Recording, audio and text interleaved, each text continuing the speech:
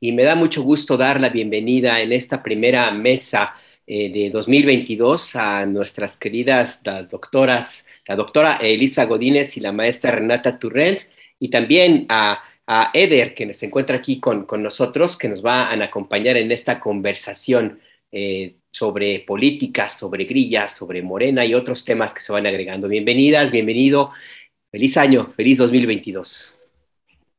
Hola, Hola, buenos días, bienvenidos, feliz año a todos, todas y el auditorio también. igualmente bienvenidos. Ay, bienvenidos yo. Hola, ¿cómo están a todos? Les mando un abrazo. Hola, muy Hola, buenos días. buenos días. Eder Guevara, perdón, además te dije Eder, perdón por lo confianzudo, Eder, perdón. Muy buenos Sí, días, espero que hayan pasado muy bonitas fiestas de Sembrina y que este año sea muy bueno para todas y todos y para sus medios de comunicación tan valiosos en la opinión pública. gracias, gracias. Pues gracias, Eder. Bienvenido, doctora Elisa Godínez, maestra Renata Turrent. Pues un placer tremendo otra vez iniciar el año aquí nuevamente con ustedes. Y si quieren, vamos entrando en materia y iniciaría también con una pregunta a Eder Guevara, que es fundador y asesor del Movimiento de Regeneración Nacional de este partido Morena. Eder, acaban de pasar las elecciones para de la selección o elección, no sé cómo decirlo, Sí. las encuestas en donde se definió pues quiénes serían las candidatas y los candidatos. Tres y tres, tres hombres, tres mujeres, esta paridad de género que se da en el partido Morena. Y hay impugnaciones, me parece, en dos entidades, en Tamaulipas y en Oaxaca.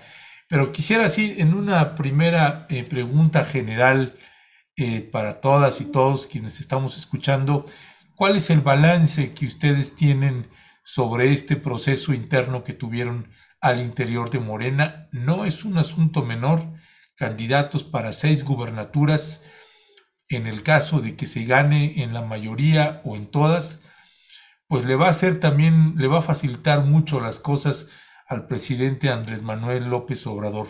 No es lo mismo gobernar el país con un gobernador adverso que con uno que desea colaborar. ¿Cuál es la valoración de ustedes, Eder Guevara? Sí, me parece que es fundamental que el partido acompañe el proceso de la Cuarta Transformación. Recordemos que en 2019 y 2020 no fue esa nuestra realidad, aunque en los estados teníamos la preferencia de la población, las encuestas decían que apoyaban al movimiento, apoyaban al presidente, eso no se reflejaba en las urnas porque el partido estaba desorganizado básicamente y estaban en pleitos por la dirigencia. Durante esos 2 años estuvimos en conflictos muy serios que nos llevaron a tener pésimos resultados. Por ejemplo, en Hidalgo en 2019 nos fue muy mal en la elección y en 2020 y en 2021, un año después, arrasamos, solo perdimos un distrito federal en Hidalgo. Entonces, por supuesto que es muy importante que el partido esté a la altura de las circunstancias y ni siquiera implica mucho, solo que haya un orden mínimo, una institucionalidad mínima y que pueda haber consensos. El año pasado, en el proceso de selección, si bien hubo impugnaciones, a diferencia de los casos de los 2 años anteriores, ninguna impugnación nos tiró los procesos de la elección constitucional. Y en este momento me parece que es legítimo, es normal, en cualquier proceso de selección va a haber quejas y va a haber molestias. Me parece que es muy legítimo que los manifiesten y si quieren recurrir a tribunales, pues están en su derecho, es el derecho político de cualquier aspirante, pero creo que también ahora se le está poniendo piso parejo a todo el mundo para participar y a diferencia del año pasado y que fue uno de los temas que aquí platicamos en la última conversación que tuvimos, en esta ocasión sí hubo mucha transparencia. Tuviste, Ernesto, que se llevó a cabo un evento en donde se explicó por las tres encuestadoras, explicaron sus metodologías, explicaron cómo llegaron a los resultados y también la comisión de elecciones y la comisión de encuestas presentes dijeron que primero se darían a conocer los resultados, así tal cual. Después en la noche se darían a conocer cómo quedarían acomodado el género de los 6 estados y entonces sabríamos quiénes serían las personas que se nombrarían coordinadoras del movimiento en esos 6 estados y a partir de esos que se decidió. A mí me parece muy bien que en su mayoría sea gente que fundó este movimiento, que construyó este movimiento y que han caminado y han acompañado los procesos. Y solo yo haría una observación respecto a lo que tú decías ahorita. Me parece que es muy importante que el partido acompañe el proceso del presidente López Obrador.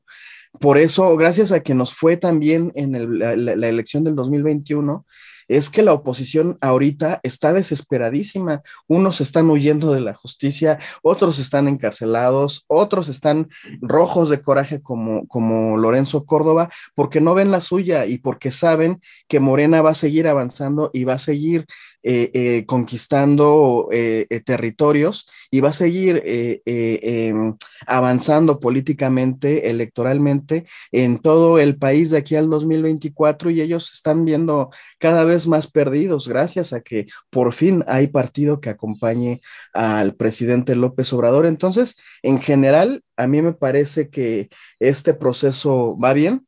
Me parece que es normal que haya quejas, se tendrán que dirimir. La de Tamaulipas ya se desechó, y pues se tendrán que dirimir la de Oaxaca también en los tribunales y avanzarle. Hay que avanzar y hay que consolidar. Una cosa es la preferencia en que se manifiesta en las encuestas y otra cosa lo que sucede en las urnas. Y para que lo que suceda en las urnas se corresponda con lo que dicen las encuestas, necesitamos mucha disciplina, mucha estructura y necesitamos que los candidatos y candidatas hagan su chamba. Sobre todo, pues obviamente ahorita la atención tendrá que estar en Aguascalientes, que es el estado en donde el PAN tiene cierta fuerza, donde sí estamos compitiendo y donde es tan posible que ganemos como que no ganemos, ¿no?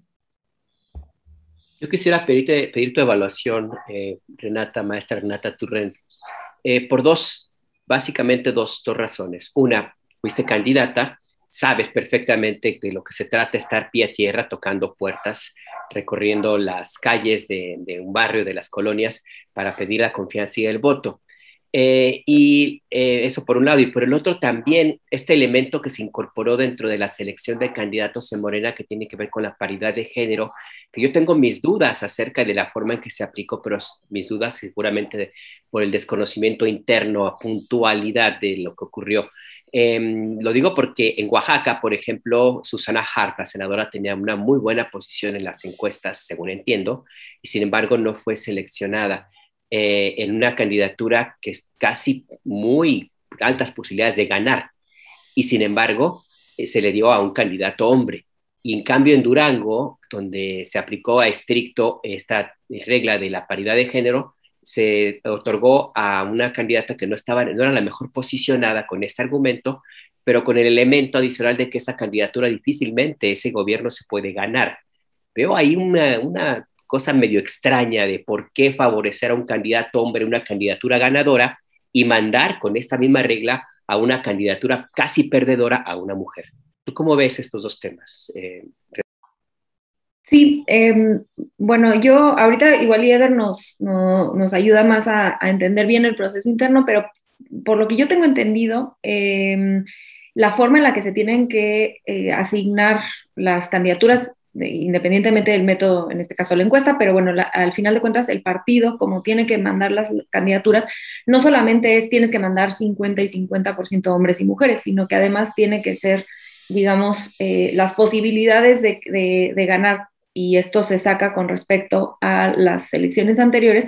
También no puedes mandar a todas las mujeres a los distritos o los estados que siempre has perdido. En mi caso, por ejemplo, aquí en la Ciudad de México, el 6 de junio, la manera en la que se pensaron las candidaturas y se hicieron las encuestas se revisaron los resultados que se tuvieron en 2018 en cada distrito local y se le dio una ponderación. Esto lo hace el INE. se le da una ponderación a cada distrito para ver qué tanta posibilidad tiene Morena de ganar, por ejemplo, la Benito Juárez, el distrito, por lo menos la parte de Benito Juárez que corresponde al distrito local 17, que era el mío, por ejemplo. Y este era de los más bajos, ¿no? Entonces, si pones a una mujer en uno de los distritos más bajos, como fue con probabilidad de ganar más bajos, también tienes que compensar, digamos, poniendo a una mujer en algún distrito que sea más fácil de ganar para Morena. Pongo un ejemplo, algún distrito de Iztapalapa. Entonces, digamos que no solamente se tienen que mandar mitad y mitad, sino tiene que ser algo parejo para que las probabilidades de que quien llegue sean más o menos paritarias, estén ahí. Desconozco, ahora sí, qué sucedió en el caso específico de la senadora Harp en Oaxaca y de la candidatura en Durango, que ahorita probablemente Eder nos pueda dar una visión un poco más clara. Pero lo que yo quisiera resaltar aquí es que creo que lo valioso de este proceso de encuestas con respecto al anterior es que hay un poco más de claridad de cuáles son los elementos que se están viendo, por lo menos dentro de Morena, ¿no? Se transparentó, se explicó un poco más de qué manera los distintos elementos que se evalúan, porque no nada más es conoces o no conoces a la candidata, si no tienes una buena referencia, votarías por ella, son como 6 o 7. Entonces, por lo menos creo que a la gente le queda un poco más claro cuáles son estos elementos, y creo que eso es algo positivo y fue una de las críticas más fuertes que se tuvo el 6 de junio, que creo que se trata de arreglar. Y para cerrar este tema, creo que vale la pena mencionar que independientemente de cuál sea el método de elección o la metodología de las encuestas, pues siempre va a haber críticas, ¿no? Nadie va a estar nunca totalmente de acuerdo con la metodología, pero yo soy de las que considera que mientras se pongan afuera las reglas y quien decida participar bajo esas reglas, que se transparente, digamos, esta metodología, es un poco más fácil evitar, o por lo menos decir, bueno, pues ahí estaban los elementos bajo los que tú quisiste participar, hay que aceptar los resultados para evitar futuras rupturas o rupturas más profundas dentro del partido. Y probablemente al rato hablaremos un poco más de la diferencia o las otras posibilidades de elección de candidatos que también tienen sus problemáticas. Ya, gracias Renata Turrén. Elisa Godínez, doctora. A ver, en el programa que tuvimos precisamente donde nos acompañó Eder y que efectivamente, como bien señala Renata, ya nos clarificará ahí cómo se decidió esto de la paridad y la que estaba en tercero de pronto quedó y, en fin, ahorita creo que nos quedaron muchas dudas al respecto. En la anterior ocasión que nos acompañó Eder, hablamos precisamente del caso de Morena en Oaxaca. Tenemos ahí algunas imágenes de la senadora Susana Harp, precisamente cuando fue Mario Delgado, y que también le acompañó ahí el otro senador, Ricardo Monreal, y que aparecieron ahí con la senadora y hablaba, estando en compañía de ella, pues hablaba de la importancia de la equidad de género en ese entonces Mario Delgado. Presentamos también un audio donde él hablaba al respecto. Eso fue en septiembre del año pasado. Estas imágenes que usted esté viendo, 24 de septiembre del año pasado. Eder respondió al respecto, pero después, el 29 de noviembre, digamos que unos 20 días antes de que ya se llevara a cabo la consulta, el presidente Andrés Manuel López Obrador habló sobre la elección en Oaxaca. Y habló específicamente de Salomón Jara y de Susana Harp. Y pues la diferencia que hace sobre uno y una en lo que toca a los comentarios, pues es fuerte y es poderosa. Vamos a escuchar al presidente Andrés Manuel López Obrador y en contraste con lo que dijo y el resultado final, y te preguntamos tu opinión al respecto y lo mismo haremos con el compañero Eder. Vamos a ver el video, por favor.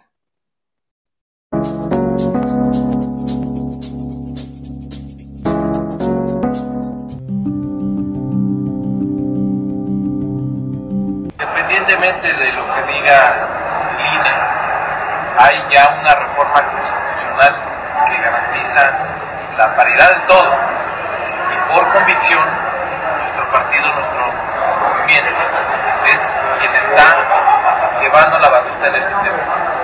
No es por presumir, pero déjenme decirles que en el pasado proceso electoral ganaron 5 mujeres gobernadoras de Morena, de nuestro movimiento.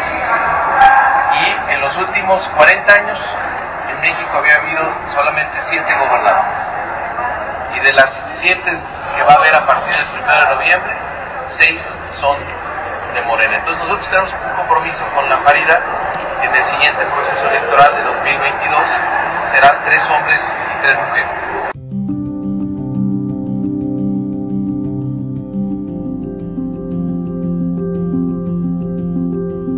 Buen día, presidente. Le saluda Alejandra Menagui de Central Q.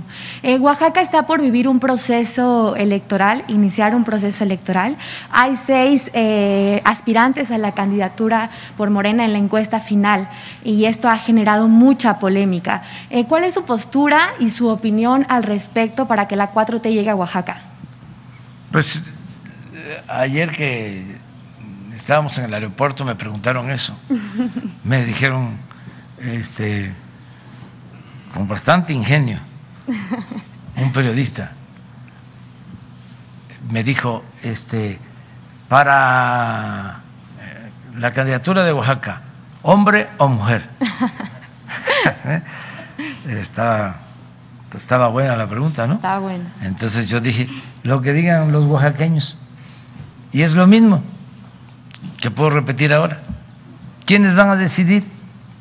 Los ciudadanos. Y para eso es la encuesta. Entonces, quien resulte. Y no me puedo meter. Los quiero mucho, a todos. Los conozco a todos. Desde hace muchos años conozco a Salomón. Recorrí con él y con Gavino en su tiempo, antes de que fuese Gavino gobernador, todo Oaxaca. Y le tengo aprecio y conoce todo Oaxaca.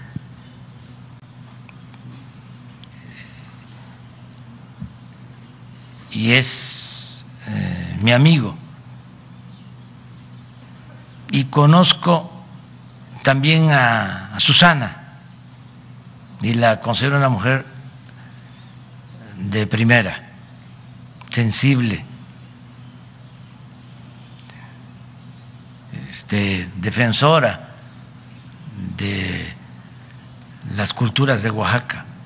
Y conozco a todos, o sea, son hermanas, son hermanos. Pero ¿quién los conoce más? Pues los ciudadanos, la gente. Lo importante es que se lleve a cabo el proceso, no solo en Morena, en todos los partidos, sin conflictos, aun cuando siempre en estas épocas se despiertan mucho las pasiones, ¿no? Y brota la ruda franqueza.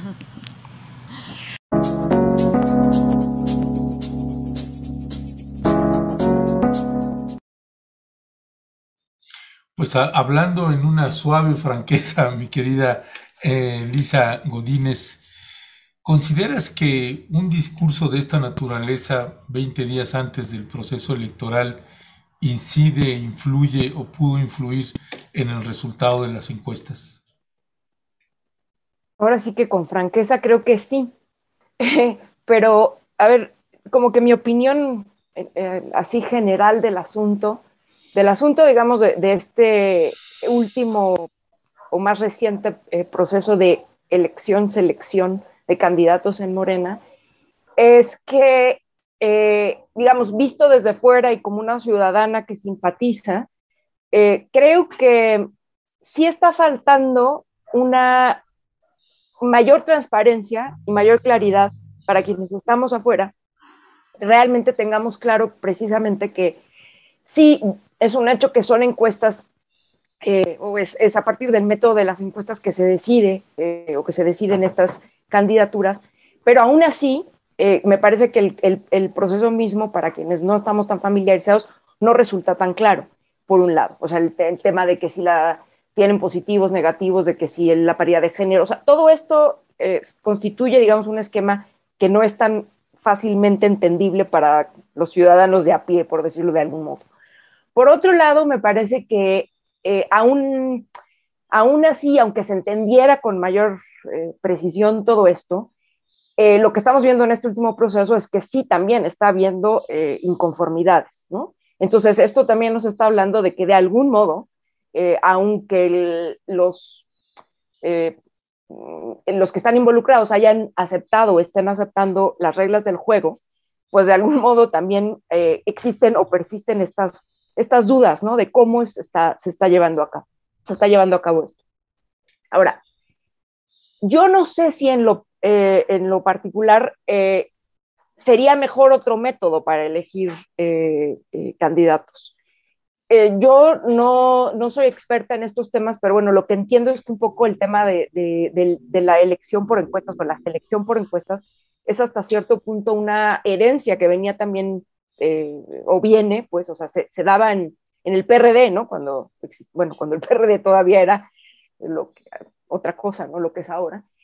Y mucha de la gente que viene de ahí, pues de la izquierda, el propio presidente y demás. Y bueno, ese era el método a partir del cual se elegían a los candidatos.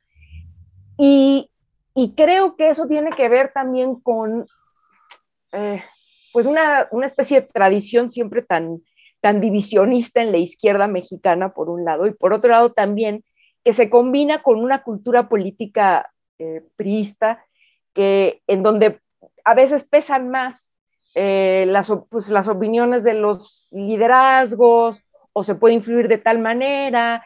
Entonces, lo que quiero decir con esto es que creo que el método de las encuestas es no sé si el menos peor, pero algo así. No sé si, por ejemplo, entrar en un proceso de encuestas de elección abierta nos evitaría, digamos, estos conflictos. Siento que, dada la historia que tenemos en este sentido de tanto de la izquierda como de la cultura política priista que nos permea por todos lados, si realmente sería menos conflictivo. Yo creo que no, yo creo que es menos conflictivo el tema de las encuestas, que no es el mejor, sin duda no es el mejor, pero creo que es el menos conflictivo. Y respecto a tu pregunta en específico de si pudo haber influido, digamos, pues sí, yo creo que definitivamente debe haber influido, o si no, definitivamente, al menos esa es mi percepción. Y bueno, más allá de opinar directamente cualquiera de los candidatos, que yo la verdad que no conozco la política local y no puedo decir quién es mejor, peor, o quién debería ser o quién no debería ser, lo cierto es que nos correspondería, como ciudadanos simpatizantes y eventualmente también de manera más importante los militantes, pues seguir trabajando y seguir impulsando métodos y transparencias que den mayor certeza a todos. Y es que es un tema que tiene que aclararse a profundidad, creo yo, Eder Guevara. No sé, quiero pedir tu opinión sobre estos procesos, particularmente el tema de Oaxaca, lo que yo planteaba sobre esa suspicacia, que es muy probable que yo no tenga razón, también porque tendrá que ver con el método, pero me llama mucho la atención el hecho de que por lo menos en Oaxaca ya había una preferencia marcadísima del presidente López Obrador hacia Salomón Jara. En 2016, ya cuando fue candidato a la gubernatura, el entonces, pues no era todavía candidato, el líder pues de Morena lo apoyaba con todo, desde entonces tenía este respaldo. Y me parecería a mí entonces obvio que ahora mismo pues esto tuviera alguna influencia al final en la encuesta que se haya realizado en Oaxaca, pero mejor explícanos tú para no enredarnos como el queso Oaxaca. Perdón tantito ahí, nada más tantito, Eder, esto que estaba señalando Alberto, pues ahí está precisamente el tuit Uh-huh. del 2016, si quieres nada más leerlo, comentarlo al respecto. Sí, en 2016 el presidente López Obrador se refería en un momento a alguna encuesta donde favorecían al candidato Murat, que ahora es gobernador, y decía el presidente López Obrador en ese tuit de 2016, decía, la encuesta de reforma sobre Oaxaca está cuchareada. Salomón Jara de Morena ya rebasó a Murat y el candidato de Gabino y Diodoro se rezagó. Es decir, desde entonces hay ya una preferencia a la amistad que recordó en diciembre pasado el presidente. 2016. Bueno, les recuerdo que en 2016 Andrés Manuel era presidente del Comité Ejecutivo Nacional y Salomón Jara era el candidato Morena en Oaxaca a la gubernatura. Por supuesto que el presidente del partido tenía que respaldar al candidato del partido. No podemos esperar otra cosa. Sí, por eso la idea de que nos aclares para no enredarnos mejor. Si Salomón Jara caminó con Andrés Manuel desde la fundación del partido y no menciona a otras personas que no caminaron con él en la fundación, es porque no estuvieron en la fundación. Recordemos solamente que en 2018, cuando se barajeó la posibilidad de Susana Harp como candidata al Senado, ella se quejó y pidió que la quitaran de la lista de la candidatura de Morena, porque ella no comparte con el movimiento. Entonces, hay varios matices que tenemos que poner sobre la mesa para este tema, sobre transparencia. Hay un video del partido que está en las redes sociales del partido, en donde se explica, es un video como de 4 horas o más, se explica cada candidatura, cómo fue evaluada por cada una de las 3 casas encuestadoras, y se está explicando el método así a profundidad. Ya decía Renata hace ratito, los puntos que se evalúan no solamente es el nivel de posicionamiento, sí están los negativos, pero también, por ejemplo, le preguntan a la ciudadanía con quién ubican a cada uno de los candidatos, con qué partido, y hubo aspirantes a la gubernatura de Morena en distintos estados, que la población los ubica claramente con el PT, con el PRI, con el PAN, y perdieron esos candidatos en las encuestas, porque eso era uno de los puntos a valorar. Y otro dato que me parece muy interesante, primero, Marina Vitela no es una candidata perdedora, Marina Vitela es la presidenta municipal de uno de los municipios más grandes de Durango, que es Gómez Palacio. Durango no es una candidatura que vamos a perder. En Durango las preferencias electorales nos favorecen. El único estado en donde estamos débiles, ahorita, no débiles, donde estamos compitiendo con el PAN es Aguascalientes. Y en Aguascalientes, Nora Rubalcaba queda como candidata mujer, pero ella quedó en segundo lugar en las encuestas, muy cerrada con quien quedó en primer lugar. Y Susana Harp en Oaxaca quedó en tercer lugar respecto a Salomón Jara. Y ella quedó en segundo? Otro aspirante, ahí no recuerdo su nombre, pero viene del PRI, ¿no? Entonces, Susana dice, es que en la encuesta, el 60%...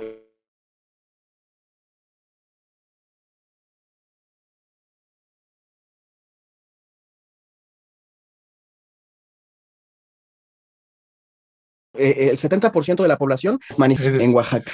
Y luego harían por Morena, de ese universo del 70%, el tema de género, el 60% de ese 70% dijo, pues a mí me gustaría que sea mujer.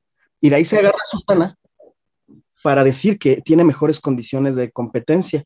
Pero yo ya en este tema, digo, a ver, es evidente que para la selección del tema de género hubo una valoración política. Y en la valoración política de Oaxaca, ¿qué se consideró? Pues que Salomón Jara acompañó la fundación del partido, que Salomón Jara ganó por mucho, no fue poca cosa la ventaja respecto a Susana Harp en la encuesta. O sea, sí tiene un nivel de posicionamiento más fuerte. ¿Por qué? Pues ¿qué ventaja fue? El Estado con el presidente López Obrador, porque él lo fundó, y por supuesto, como es fundador, y se aventó el tiro de construir Morena en un momento en el que no nos veían bien, la ciudadanía no veía bien a Morena. Por supuesto que tiene más negativos, porque él sí se aventó a hacer política, y hay un sector de Morena que acompañan legítimamente a Susana, que dicen, es que Salomón es el responsable del acercamiento de Murat a Morena o al movimiento. Y yo digo, bueno, ustedes vieron, el presidente López Obrador pudo gobernar en Oaxaca como presidente de la República de una forma muy cordial con el gobernador. Pudieron avanzar un montón en el proceso de la pandemia y avanzar mucho en varios de los programas prioritarios del presidente López Obrador, a tal grado que hay muchos priistas que le reclaman a Murat que él ya es de Morena. Si esa operación política la hizo Salomón Jara, como acusan sus retractores, pues a mí me parece un punto más para Salomón, porque entonces ese proceso electoral, el de Oaxaca, va a ser más terso que otros estados como el de Tamaulipas o como el Durango, en donde sí nos vamos a enfrentar a los gobernadores que van a tratar de hacer una elección de estado. Entonces, por supuesto que tiene que haber valoraciones políticas. Decía Renata hace ratito, en el INE, en la ley, establecen 3 tipos de territorios: los que son muy ganables, los que son medianamente ganables y los que no son ganables. Y en esos 3 tiene que haber paridad, tiene que haber hombres y mujeres en las 3 tipos de candidaturas para garantizar que haya mujeres que sí accedan al poder, que no las dejen solamente en las candidaturas de castigo y no se vea entonces como una cuota, como sucede en todos los demás partidos que mandan a las mujeres a los lugares en donde no tienen condiciones para ganar. Entonces, Morena está cumpliendo a cabalidad con eso, porque de los 6 estados donde vamos a competir, en 5 tenemos todas las condiciones para ganar, tenemos todas las preferencias electorales y solamente en Aguascalientes es donde estamos compitiendo. Entonces, insisto, sí me parece que es necesario que haya mucha transparencia.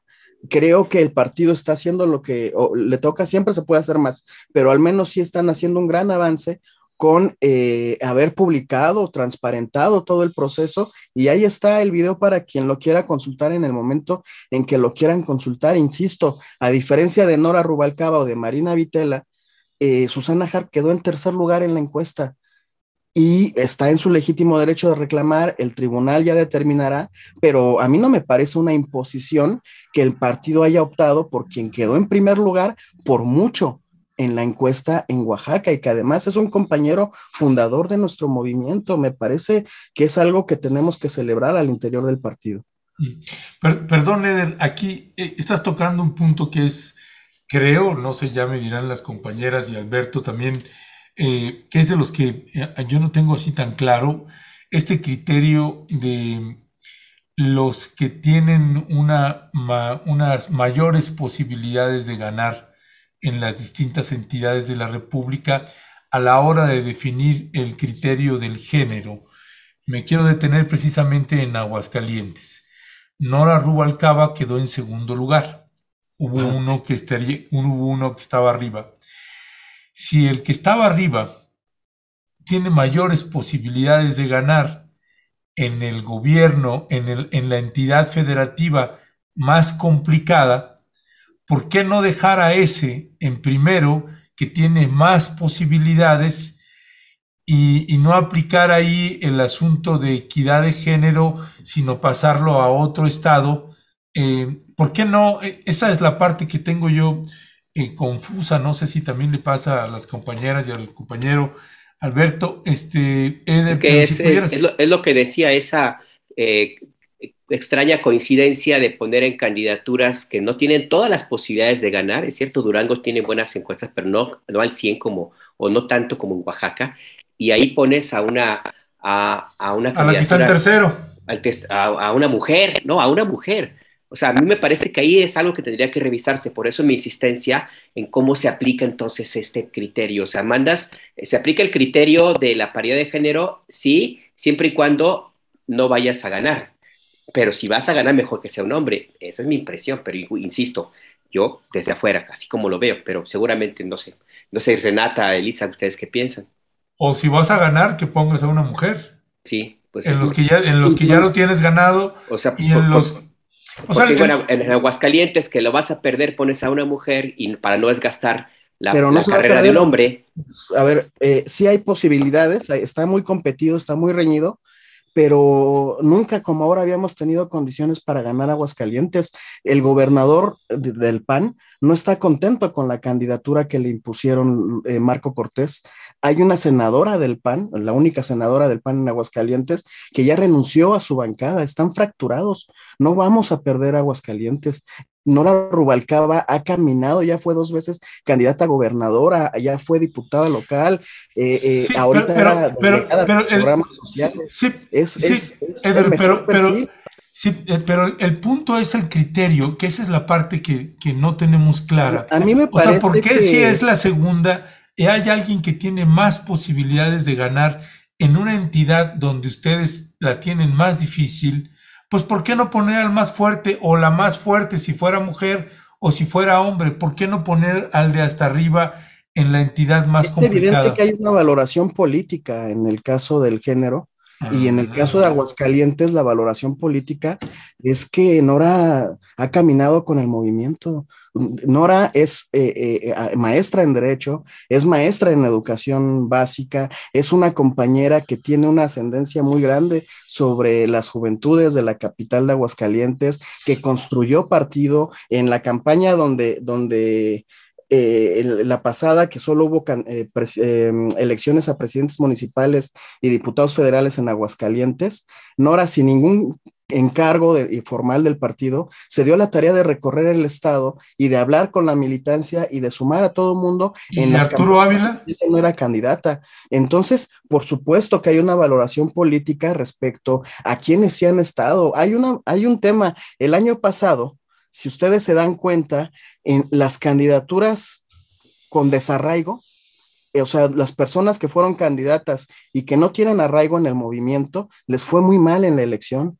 O sea, ahora hay una valoración política en donde se está ponderando a quienes tienen un profundo arraigo en el movimiento. Y ojo, porque si bien es cierto que Oaxaca es uno de los estados donde las preferencias electorales son muy fuertes a favor de nuestro movimiento, también lo es Quintana Roo, y ahí es una candidata. Y así vamos viendo estado por estado, y de verdad no hay una lógica misógina o machista a través de la cual se haya desechado una candidatura mujer por ser fuerte, por meter a un hombre, ¿no? En todos los casos se está poniendo no solamente a quien está encabezando las encuestas, sino que tiene la idoneidad porque son compañeras y compañeros que han caminado con el movimiento, al menos una elección si quieren, pero que han estado en el movimiento. O sea, están corrigiendo lo que hicieron anteriormente.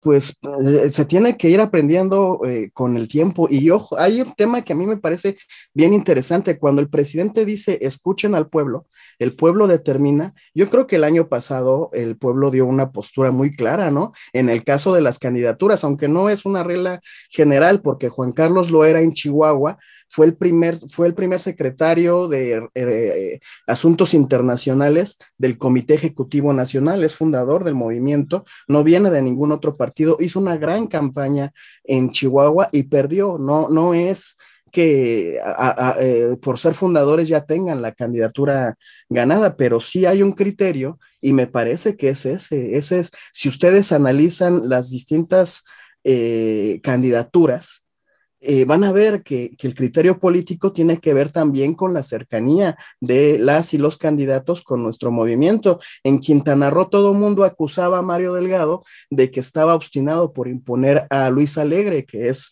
un compañero, fueron diputados juntos en la legislatura pasada y son buenos amigos. Bueno, pues ahí está el resultado. Luis no es el candidato y le fue bien en las encuestas. Entonces, el criterio que a mí me parece más valioso es el de que se haya ponderado a gente que sí ha estado en el proceso del movimiento y que sí conoce las lógicas del movimiento. Van a ver ustedes las campañas que hacen las personas que fundaron el partido, son campañas a ras de piso, de casa por casa, y las otras campañas, las de la gente que llegó recién, en muchos casos, son campañas por aire, por redes sociales, por medios de comunicación. Ahí hay una diferencia sustancial que me parece que puede abonar mucho a que logremos las victorias en los 6 estados. Ya hablamos mucho nosotros, por favor, Renata, Elisa, ordénenos, pónganos orden. Yo solo una aportación pequeña. Creo que son 3 temas nada más para tratar de ordenar un poco este último tema de la elección de las candidaturas o la metodología para elegir por qué en Aguascalientes mujer y en Durango no, etcétera, ¿no? Creo que, bueno, la primera sí, estoy de acuerdo con Eder y con Ernesto, creo que sí hay una corrección con respecto al 6 de junio del año pasado y creo que es algo positivo, ¿no? Hubo varias candidaturas que fueron altamente criticadas. Yo me atrevo a decir que la de Nuevo León fue un error, y fue mucho lo que dice Eder, ¿no? Es alguien que no necesariamente tiene este ADN del movimiento de cómo hacer esas campañas muy características de Morena, y los resultados pues fueron catastróficos en Nuevo León. Entonces, digo, es multifactorial, por supuesto, ¿no? Pero creo que parte de estas elecciones, de la selección de candidaturas o de las encuestas en 2006 tuvieron este error que menciona Eder, donde no necesariamente se ponderaba ese arraigo al movimiento, y creo que esta corrección es muy positiva. Número 2, que va un poco de la mano, creo que yo no creo que nadie descalifique la candidatura de Nora en Aguascalientes, a pesar de que también Arturo era un buen candidato.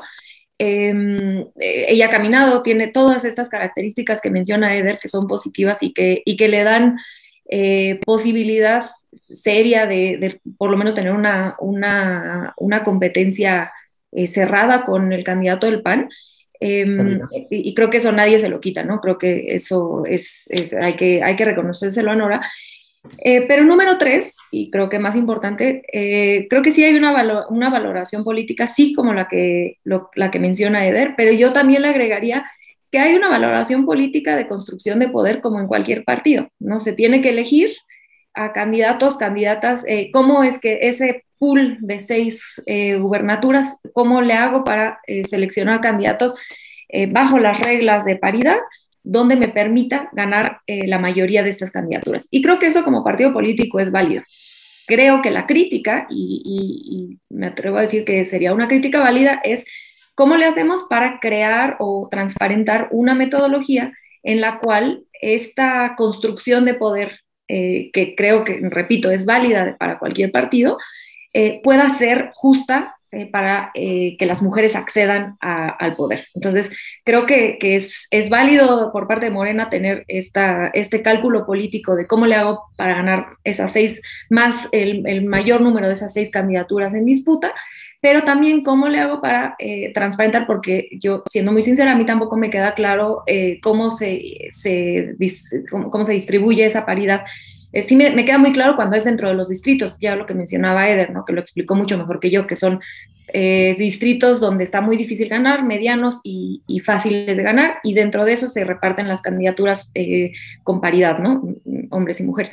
No me queda claro cómo se hace esto cuando hay gubernaturas, y creo que esto es parte del proceso. También es justo decir que pues es un proceso nuevo, ¿no? Y todos los partidos están aprendiendo cómo navegar estos procedimientos, cómo hacer una metodología justa, pero yo sí creo que esta valoración política es válida para cualquier partido. Pues hay que construir poder, nada más hay que encontrar la manera en la que esta construcción de poder no sea injusta para las mujeres. Doctora Elisa Godínez. Mira que yo más que pregunta tengo un comentario, como dicen por ahí, y es muy, muy breve nada más. Es como una pregunta que yo me hago, la dejo más bien abierta, que es el hecho de, en todo este proceso, o lo que estamos viendo, por un lado, digamos, y en comparación con otros partidos, con otras formaciones políticas, no sé si es por el momento que estamos atravesando actualmente, pero bueno, lo que sí veo es que hay mucha mayor competitividad y mayor atención a lo que pasa en Morena, por obvias razones, que es lo que está pasando en otros partidos y cómo se deciden las candidaturas en otros partidos.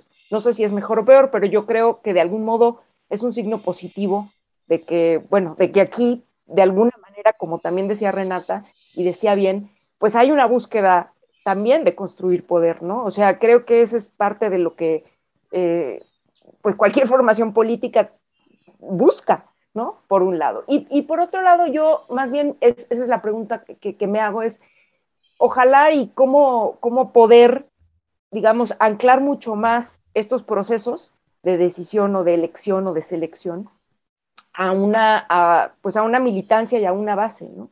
Que de repente es lo que creo que no nos queda tan claro, tal vez porque yo no estoy metida, yo no soy parte de ningún partido, pues de Morena, aunque simpatizo, no me queda tan claro que esté realmente como más orgánica esta relación, ¿no? O sea, como que de repente vemos que estas decisiones de elección o selección, bueno, están allí, son muy efervescentes, causan mucho interés, pero no sé qué tanto están, como digo, ¿no?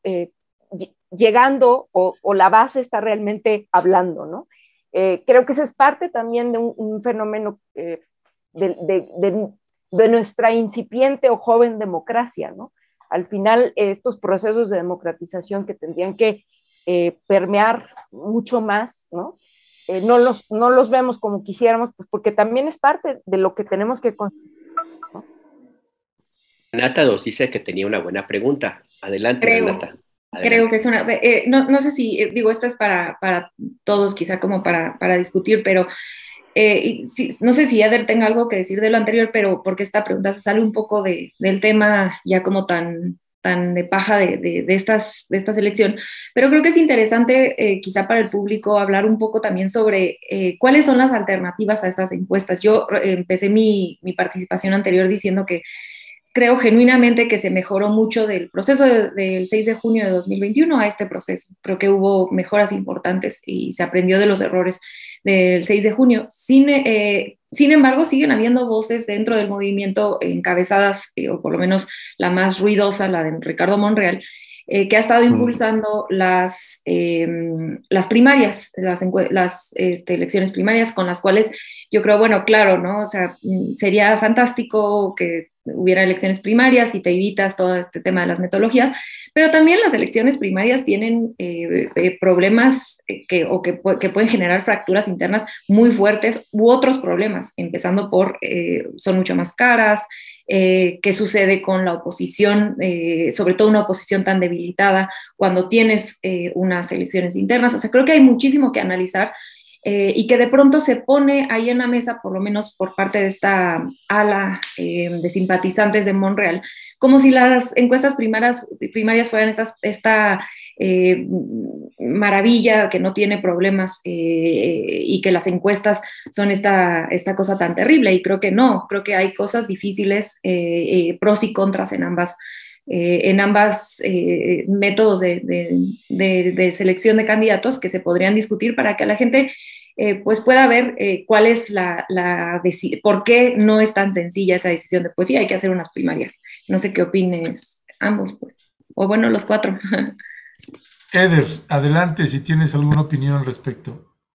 A ver, se están tocando varios temas aquí muy interesantes. Yo les decía que mi interpretación del tema de la selección de género sí tiene que ver también con valoraciones políticas. A final de cuentas somos un partido político y como bien decía Renata, pues hay una convicción de poder y tiene que haber un espacio para que pueda darse estas decisiones que tengan que ver con valoraciones políticas. Hay un caso que a mí me parece interesantísimo y que ya podría ayudarnos a clarificar algunas de estas valoraciones políticas. Fíjense lo que pasó en Hidalgo. En Hidalgo la competencia era entre dos hombres, entre el senador Julio Menchaca y el compañero Abraham Mendoza, que es el delegado de programas sociales del gobierno federal y es fundador del partido. A pesar de que es delegado, que no es poca cosa, Julio ganó holgadamente la encuesta. Y en el momento en que queda Julio como candidato o como precandidato a la gubernatura de Morena, ¿qué sucede?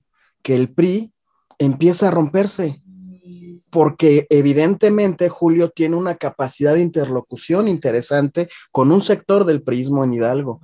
Uno de los grandes logros de Andrés Manuel en el 2018 es que hizo lo que la derecha siempre le hace a la izquierda, se mete y rompe desde dentro. Y Andrés Manuel rompió desde dentro a la derecha y empezó a invitar a gente de aquella ala y los empezó a dividir de distintas formas.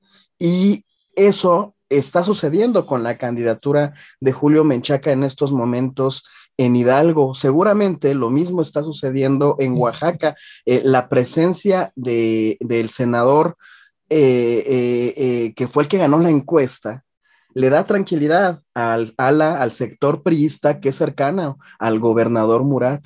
Y eso nos da posibilidades, mayores posibilidades de competencia. A lo mejor alguna otra persona, no solamente Susana, sino cualquier otro, no le hubiera dado esa tranquilidad a ese sector del priismo, para que podamos ir avanzando, para que podamos tener los gobiernos, porque como ustedes lo decían bien, es fundamental que podamos seguir ganando gobiernos locales a nivel estatal y a niveles municipales. Tenemos que romper las estructuras anquilosadas que casi cumplen 100 años en el poder.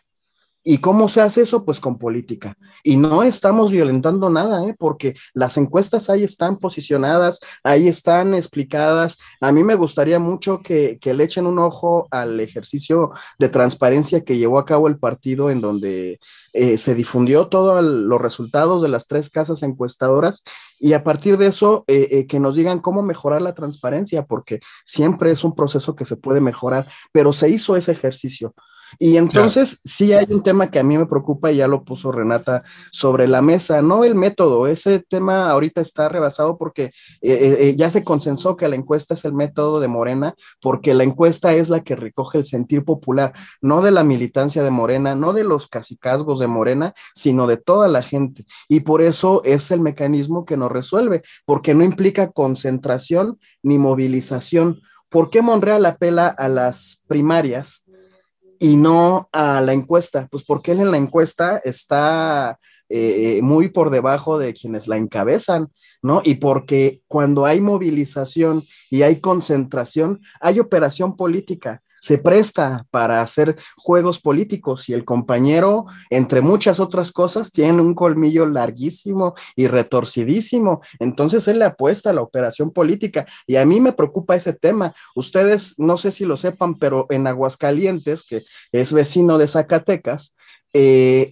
uno de los actores políticos que ha tenido mucha influencia, de los grupos políticos que han tenido mucha influencia en Aguascalientes, es el grupo del monrealismo. Uno de los hermanos de Monreal siempre ha sido delegado en Aguascalientes, y Nora siempre se ha confrontado con ese grupo, y ahora lo que empezamos a ver es una operación política donde el Verde Ecologista de repente ya saca una candidata mujer, donde el PT no va en alianza con Morena en ese estado y también avienta una candidatura de mujer, en donde el partido Movimiento Ciudadano también lanza una candidatura de mujer, y empezamos a ver una operación política. Ojo, porque todos sabemos que en el año pasado hubo una operación política de Ricardo en territorios en donde a él no le gustaban las candidaturas, y jugó para otros partidos. Entonces, ese tema sí me preocupa, ese tema hay que ponerle mucho ojo. Y yo insisto, pues hay que respaldar a nuestras compañeras y compañeros que quedaron en las candidaturas, pero sobre todo ahí donde sí hay una competencia más cerrada, hay que echarle la mano, específicamente a Aguascalientes, hay que apoyar en Durango, hay que meternos en serio como militantes, quienes sí lo somos, para apoyar a estas candidaturas en donde hay muy buenas condiciones para ganar. Están dadas las condiciones objetivas, pero bueno, hay una serie de factores que pueden determinar y pueden arrebatarnos el triunfo. Pues Eder Guevara, te queremos agradecer mucho que nos hayas acompañado en esta mesa, a nuestras queridas super nerds, la doctora Elisa Godínez, la maestra Renata Turrent. De veras, muchas gracias. Un privilegio para nosotras y nosotros que nos han acompañado ustedes, compañeras, durante el año 2021. Así que arrancamos el 2022, y arrancamos con un invitadazo, con Eder Guevara, que Eder, también te quiero agradecer la claridad en tus respuestas. A mí por lo menos me arrojó algunas luces en lo que toca al procedimiento. Me queda claro, pues, si bien el criterio político pues siempre va a ser un criterio, y quién sabe quién decide ese criterio, pero pues es difícil finalmente dentro de un partido pues satisfacer a todas y a todos. Habrá siempre discrepancia, Pero te queremos agradecer de veras porque ha sido muy claro en tu explicación. Creo que arroja luces interesantes y te pediría si nos pudieras compartir la liga de ese video que dices de 4 horas. Tenemos Es el que te interés. mandé en WhatsApp, Ernesto. Ok, lo voy a compartir ahorita también con la audiencia para que también se puedan asomar a ver este video del que nos habla Eder. Creo que nos puede arrojar pues más luces. A 4 horas sabemos que es un rato, pero lo puede ver usted por partecitas y así lo haremos nosotros acá también para tener más claro precisamente este procedimiento. Por lo pronto, gracias Renata, gracias Elisa, gracias Eder por acompañarnos en esta primera emisión aquí con nuestras queridas colegas, compañeras. Gracias por la invitación, un gusto siempre compartir mesa con gente tan brillante. Gracias, Eder. Gracias a ustedes. Abrazos a todos y a todo el auditorio también. Adiós, adiós. Feliz año, abrazo a todos. Así se despiden las supernerds. Chao, chao. Gracias. Hasta luego, felicidades, gracias.